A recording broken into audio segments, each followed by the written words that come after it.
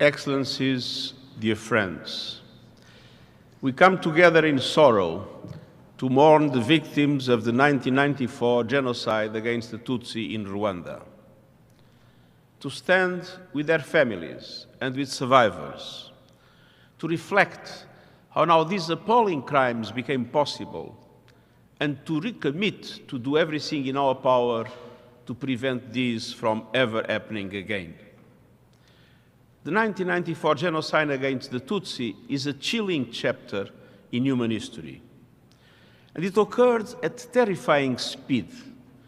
In just 100 days, some 1 million children, women and men were killed, the overwhelming majority Tutsi, but also Hutu and others who opposed the genocide.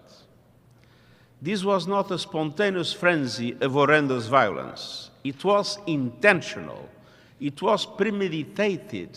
It was planned, including through the hate speech that inflamed division and spread lies and dehumanization. And it was the product of a collective failure to act. In the years since Rwanda has made an extraordinary journey towards reconciliation, healing, and justice. This terrible period of Rwanda's history reminds us that no society is immune from hate and horror. And as we reflect on how these crimes came about, we must also reflect on resonance with our own times. These are days of division. The narrative of them versus us is increasingly polarizing societies in the Great Lakes region and around the world. Digital technologies are being weaponized to inflame hate, stoke division, and spread lies. Across the internet, we see an alarming array of racism, misogyny, and genocide denial. We see conspiracies, untruths, and deepfakes spread at an alarming pace. We must stem the tide of hate speech and stop division and discontent mutating into violence.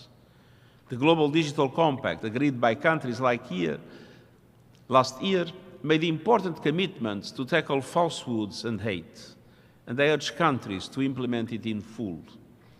And above all, we all must act to prevent human rights violations and to hold those who commit them to account.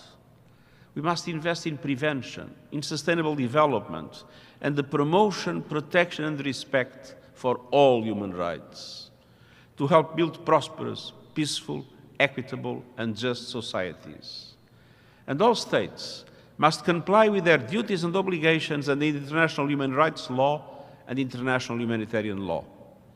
I call on all countries to become parties to the Genocide Convention without delay, and to honor the responsibility to protect their populations from genocide, war crimes, ethnic cleansing, and crimes against humanity. Every state and every part of society must deliver on the promise enshrined in the Universal Declaration of Human Rights to promote the human rights and dignity of all. The United Nations, founded in the aftermath of genocide, stands with all countries in these efforts. In this our 80th year, we recommit to the purposes and principles on which we were founded: the equality, dignity, and worth of every member of our human family. And on this day, a remembrance, let us, all of us, commit to be vigilant, to act, and to work together to build a world of justice and dignity for all, in honor of all the victims and survivors of the genocide in Rwanda. Thank you.